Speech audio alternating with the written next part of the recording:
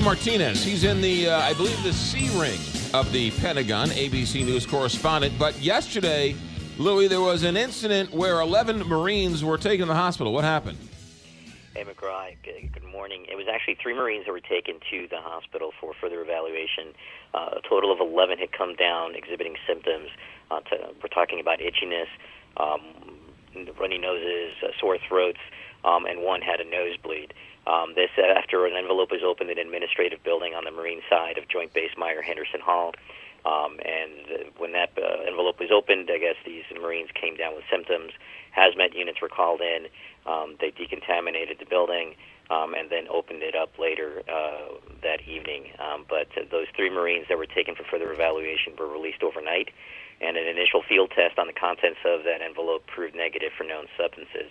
The FBI is investigating this incident, and they've taken that letter to their testing lab down in Quantico, Virginia, for further testing to see what the contents may have been and to see if they can figure out where it may have come from. So it didn't have a return address on it, I'm assuming. Well, we're not getting much information as to whom this letter was addressed to at Henderson Hall or where it may have come from.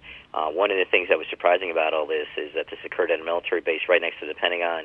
And, you know, in light of those 2002 anthrax attacks, there were major lessons learned about that. So the federal government instituted major screening processes for all incoming mail. And I can tell you that right here at the Pentagon, I mean, our mail goes through a lot of screening before it gets to our desk. Yeah. And I'm pretty certain that the same exists at most military facilities. Well, you meant that anthrax, and it's hard to get your hands on anthrax, but it's easy to get your hands on fentanyl. And if that gets airborne, that can cause major damage as well. So it's not just anthrax. It could be any substance, really, that goes through the mail. And, you know, the screening procedures for incoming mail, I'm not sure if they test for anything in particular, but one of the things that I know that some offices do is that they'll zap whatever's inside, by whatever means, to ensure that when that mail does come to your desk that it has been screened properly and will be safe to open.